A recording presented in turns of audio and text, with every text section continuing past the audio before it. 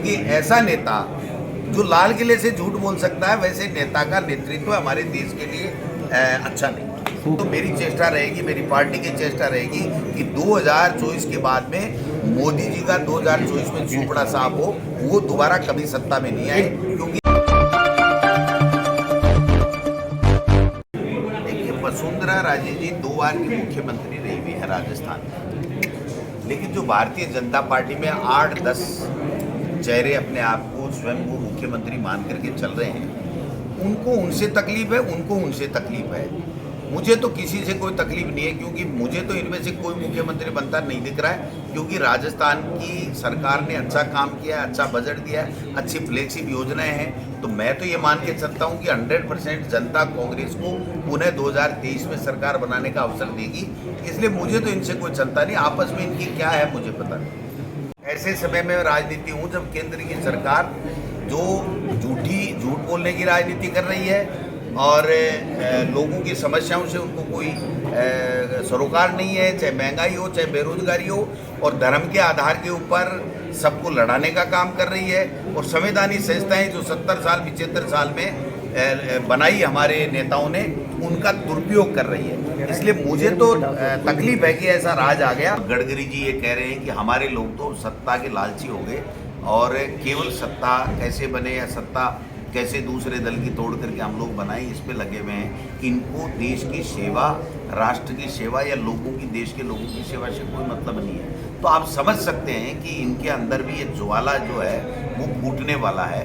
वो चीज़ भी देखने को आप देख सकते हो निकट भविष्य में। पूरे देश में, दिल्ली और पूरे देश में और सभी जिलों में, सभी राज्यों में भारतीय जनता पार्टी अवैध जो धन कमा रही है, उससे जो अवैध धन ये लूट रहे हैं, उससे 5 स्टार कार्यालय बना रही है। आज यहाँ का जो कार्यालय है आपका बीकानेर का, 1 करोड़ में तो खरीदा और मुझे जानकारी दी गई 8 करोड़ रुपए के लगभग लगे। वो 5 स्टार से कम नहीं है। प्रदेश कांग्रेस कमेटी में अगर 500 लोगों की बैठने की व्यवस्था नहीं है तो मैं सड़क पे तो प्रदेश कांग्रेस कमेटी की नहीं कर सकता। और यही गजेंद्र सिंह जी जल संसाधन मंत्री होके कल परसों अपनी मीटिंग करने आए थे, तो कौन सी होटल में की थी जरा बताने? धर्मशाला में की थी क्या? कोई गोविंद का धर्मशाला नहीं थी, वो 7 स्टार होटल थी। और यही बीजेपी की राष्ट्रीय कार्यकारिणी की बैठक हुई द लीला में, जो राजस्थान की सबसे महंगी होटल जयपुर के अंदर है। और उदयपुर में जब ये चिंतन करने गए थे, तो उदयपुर में चिंतन कौन सी 5 स्टार होटल में किया था? ये बेशर्मे लोग हैं, ये नॉन इश्यू को इश्यू बना करके जनता को गुमराह करना चाहते हैं। अगर हमने कहीं होटल में बैठ करके अगर इनको चेताने का काम किया कि आप महंगाई कम कीजिए इस जनता के, तो इनको कहाँ तकलीफ होने वाली है?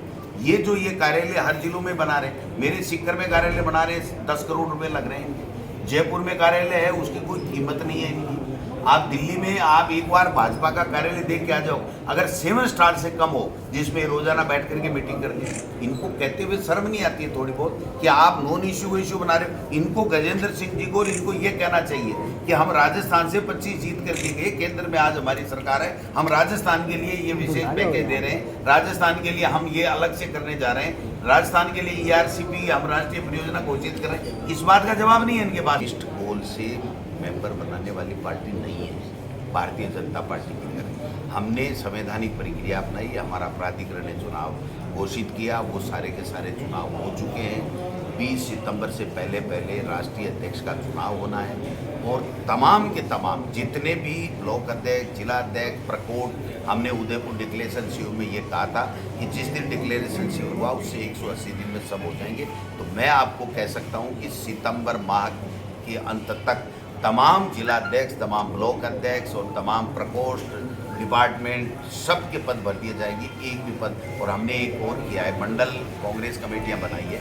तो पूरे प्रदेश में 2200 मंडल कांग्रेस कमेटियां हम लोग बना रहे हैं। एक विधानसभा क्षेत्र में 11 मंडल कांग्रेस कमेटियां हैं। उनके अध्यक्षों की भी प्रक्रिया पूरी कर दी गई है। सिर्फ चुनाव प्राधिकरण ही घोषणा करता है। हमने पूरी तरीके से जो जिन को बनना है वो चली गई है रिकमेंडेशन, लेकिन चूंकि प्राधिकरण घोषणा करेगा, ये हमारे संविधान में कांग्रेस के में लिखा हुआ है और उसकी पालना शीघ्र हो जाएगी।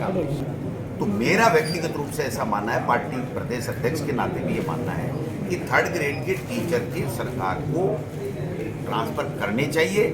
और जब ये जो नया लोट आए, नए टीचर आए, तो उनमें से काफ़ी लोग उधर भी मेरे के हिसाब से चले जाएंगे, तो वहाँ भी स्कूलें बंद नहीं होंगी और यहाँ भी नहीं होंगी। तो इसके ऊपर मेरी मुख्यमंत्री जी से और मंत्री जी के साथ में कई बार चर्चा हो चुकी है।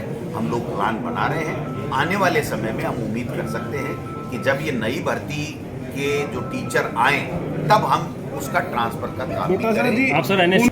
आज जो देश में जिस प्रकार का वातावरण चल रहा है वो बहुत ही खतरनाक है। महंगाई की बात इस देश में नहीं की जा रही है, बेरोजगारों को रोजगार देने की कोई बात नहीं की जा रही है, संवैधानिक संस्थाओं का दुरुपयोग किया जा रहा है।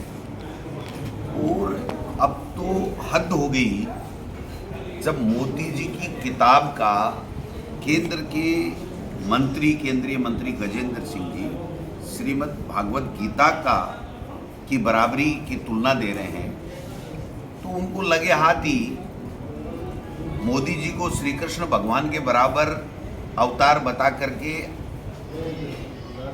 कह देना चाहिए था कि ये तो श्री भगवान कृष्ण हैं और इनकी किताब श्रीमद् भागवत गीता है। ये शर्मनाक बात है। ये लोग बहुत पाखंडी लोग हैं, झूठे लोग हैं, देश में माहौल खराब करने पे तुले हुए हैं, भाई को भाई से लड़ाने पे तुले हुए हैं। और पराकाष्ठा हो गई बेशर्मी की जब इस तरीके से श्रीमद् भागवत गीता को उन्होंने मोदी जी की जो मोदी रेट ऑफ 20 की जो किताब है उसकी तुलना करनी, इससे ज़्यादा और शर्मनाक कुछ भी नहीं है। ये इस तरीके से कर करके और चापलूसी की पराकाष्ठा पार कर रहे हैं। मैं समझता हूँ कि इनको जनता सब देख रही है। 8 साल में महंगाई कम नहीं कर पाए। काफ़ी वर्षों से ये डिमांड रही है कि पानी के मामले में विशेष राज्य का दर्जा राजस्थान को दिया जाए।